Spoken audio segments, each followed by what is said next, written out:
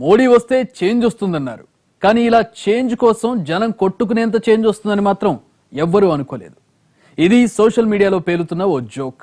వినడానికి ఇది జోకే అయినా చూడ్డానికి మాత్రం ఇందులో నిజం ఉంది. ఇప్పుడు జనం పనులు మానుకుని బ్యాంకుల ముందు క్యూలు కడుతున్నారు. నల్ల కుబేరులపై ప్రయోగించిన నోటాస్త్రానికి సామాన్యుడు విలవిల్లాడుతున్నాడు. మొత్తంగా మోడీ నిర్ణయం కరెక్టే కావచ్చు గానీ అది అమలు చేసిన విధానంపై తీవ్ర విమర్శలు వినిపిస్తున్నాయి. చిల్లర కోసం బ్యాంకుల ముందు జనం పడిగాపులు. 4 రోజులుగా మూతపడిన వ్యాపారాలు, కుదేలైన రియల్ ఎస్టేట్, రీటైల్, ఆటోమొబైల్ రంగాలు. మోడీ హఠాత్ నిర్ణయంపై ఆగ్రహంగా ఉన్న ప్రజలు.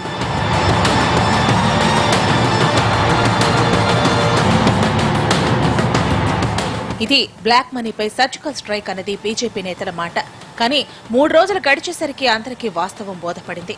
ఇది బ్లాక్ మనీపై కాదు, సామాన్యుడిపై సర్జికల్ స్ట్రైక్ అంటూ మోడీ సర్కారు మీద విమర్శల పర్వం మొదలైంది. సామాన్యుడి మేలు కోరే ఈ నిర్ణయం తీసుకున్నామని పాలకులు చెప్పుకొస్తుంటే అసలు ఇందులో సామాన్యుడి సంక్షేమం ఎక్కడుందో చెప్పాలంటూ ప్రతిపక్షాలు నిలదీస్తున్నాయి.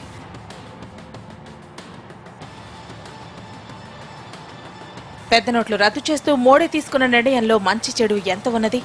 దీర్ఘకాలిక ప్రయోజనాలు ఇవన్నీ తర్వాత, కానీ ఈ నిర్ణయం దేశవ్యాప్తంగా ఉన్న కోట్లాది మంది సామాన్యుల జీవితాల్ని అతలాకుతలం చేసేసింది.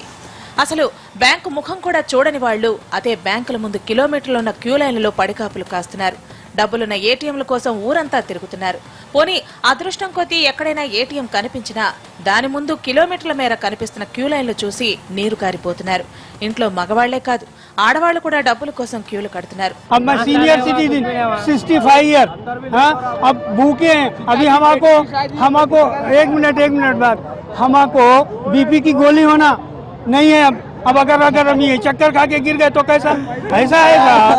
నిత్యం ఖాళీగా కనిపించే బ్యాంకులు, ఏటీఎంలు నోటెత్తుతుంటే నిత్యం కిటకిటలాడాల్సిన సినిమా హాళ్లు, షాపింగ్ మాళ్లు, మార్కెట్లు ఎందుకిలా జనం లేక వెలవెలపోతున్నాయి? ఇది గ్రామాల్లో పరిస్థితి కాదు. బ్యాంకింగ్, ఐటీ రంగం వెల్లువెత్తిన నగరాల్లో దుస్థితి ఇది. దీన్ని బట్టి అర్థమయ్యేది ఒకటే, మోడీ సామాన్యుడి సంక్షేమం కోసం తీసుకున్న నిర్ణయం ఇప్పుడు అదే సామాన్యుడి జీవితాన్ని సంక్షోభంలో పడేసింది. అంటే తీసుకున్న నిర్ణయం తప్పు కాకపోవచ్చు, కానీ దాన్ని అమలు చేసిన విధానంలో ఖచ్చితంగా ఏదో లోపం ఉందన్న విషయం స్పష్టంగా అర్థమవుతోంది. నిజానికి బ్లాక్ మనీ రద్దు కోసం ఇలా పెద్ద నోట్లను రద్దు చేయడం చరిత్రలో ఇదే మొదటిసారి కాదు. గతంలో కూడా పెద్ద నోట్లను రద్దు చేశారు, కానీ ఇంత హఠాత్తుగా ఆ నిర్ణయం ప్రకటించలేదు. ఇంత డ్రామా క్రియేట్ చేసి ఇంత నాటకీయంగా రద్దు నిర్ణయం ప్రకటించలేదు. కేంద్ర ప్రభుత్వం ఈ పెద్ద నోట్ల రద్దు ప్రకటనకు అనుసరించిన విధానంపై తీవ్రస్థాయిలో వ్యతిరేకత పుట్టుకొస్తోంది. దేశంలో ఇంకా 60 కోట్ల మందికి పైగా బ్యాంక్ అకౌంట్లు లేవు. ఎలక్ట్రానిక్ మనీ, ఆన్లైన్ ట్రాన్సాక్షన్లు వినియోగిస్తున్న వారి సంఖ్య 25 కోట్లు కూడా లేదు. దేశవ్యాప్తంగా అసంఘటిత రంగంలో ఉన్న వ్యాపారాలన్నీ 500 రూపాయలు 1000 నోట్ల మీదే జరుగుతున్నాయి. కానీ రాత్రికి రాత్రి రద్దు చేయడంతో ఆ వ్యాపారాలన్నీ 4 రోజులుగా పూర్తిగా నిలిచిపోయాయి.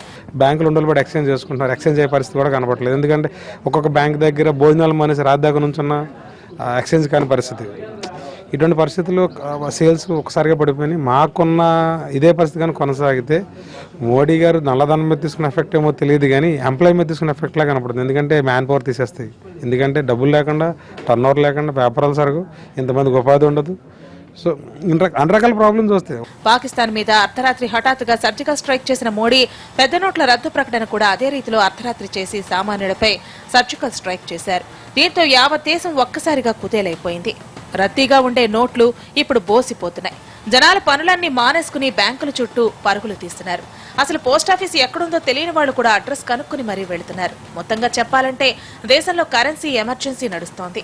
జేబులో పెద్ద నోట్లున్నా కనీసం టిఫిన్ కూడా చేయడానికి వీల్లేని పరిస్థితి. సామాన్యుడి ఇబ్బందులే కాదు, అసంఘటిత రంగాలన్నీ గత 4 రోజులుగా బంద్ అయిపోయాయి. చిరు వ్యాపారుల దగ్గర నుంచి చిల్లర దుకాణాల వరకు అన్ని లావాదేవీలు నిలిచిపోయాయి. రెక్కాడితే కానీ డొక్కాడిన కుటుంబాలన్నీ డబ్బులు లేక అల్లాడిపోతున్నారు. ఇన్నాళ్లు పొట్టకూటి కోసం పాటలు పడ్డ జనాలు చేతిలో డబ్బున్నా చిన్న నోట్ల కోసం పాటలు పడుతున్నారు. కోసం వచ్చామండి, చేంజ్ అవ్వట్లేదు. 100s కావాలి, మాకు చాలా ఇబ్బంది అవుతుంది. ఏం చెప్తున్నారు 100s గురించి అడిగితే? లేవంటున్నారండి.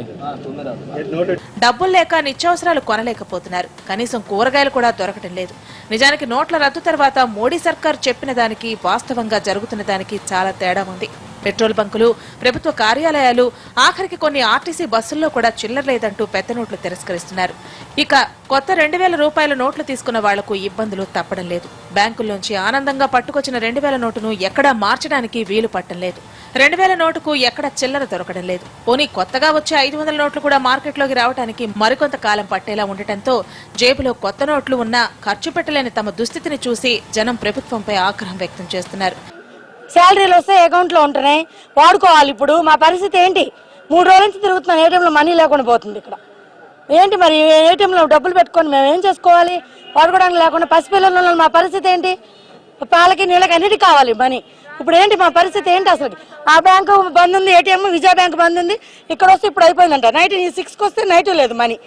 మా పరిస్థితి ఏంటి మరి? ఇప్పుడు ఎవరు ఇస్తారు మాకు మనీ? ఇక ఏటీఎం విషయానికి వస్తే 30% పైగా ఏటీఎంలు పనిచేయడం లేదు. ఉన్న ఏటీఎంలో కూడా 2000 రూపాయల నోట్లు పెట్టడానికి సాంకేతికంగా వీలు పట్టం లేదు. దీంతో పెట్టిన 100 నోట్లన్నీ గంటల వ్యవధిలో ఖాళీ అయిపోతున్నాయి. ఇక బ్యాంకుల్లో గంటల తరబడి నిల్చున్న జస్ట్ 4000 మాత్రమే ఇవ్వటం, అది కూడా అకౌంట్ ఉన్న వాళ్ళకే అని మెలిక పెట్టడం వంటివి ప్రజల ఆగ్రహాన్ని మరింతగా పెంచేస్తున్నాయి. 4000 ఇస్తే ఎలాగంటే ఏ ఇంటర్నెట్లైనా కట్టుకోవాలంటే ఒక 8000 10,000 కట్టుకోవాలంటే ఇంకెక్కడి నుంచి తేవండి? ఇంకా అసలు ఏం బాగోలేదండి. ఏటీఎంలో 2000 వస్తుంది అంటున్నారు. 4000 నేను ఎక్స్చేంజ్ చేయించుకున్నానండి. ఈ రోజు ఎక్స్చేంజ్కి వెళ్తే కుదరదు అంటున్నారు. ఒకేసారి ఇస్తారు. నిన్న చేసుకున్నారా మీరు? నేను చేసుకున్నాను. 4000 ఈ రోజు అవ్వదంటున్నారు. మరి 8000 ఇంటర్నెట్ కట్టాలండి. నేను ఎక్కడి నుంచి తెచ్చి కట్టానండి? ఈ రోజు ఇంటి ఓనర్ ఏమో నన్ను ఇంటి అడుగుతున్నాడు. బాగోలేదండి. దీనికి తోడు మరో 3 వారాల వరకు ఏటీఎంలలో కొత్త నోట్లు రావంటూ ఆర్థిక మంత్రి ప్రకటన చూస్తుంటే దేశంలో ఈ కరెన్సీ ఎమర్జెన్సీ మరింత కాలం కంటిన్యూ అయ్యే ప్రమాదం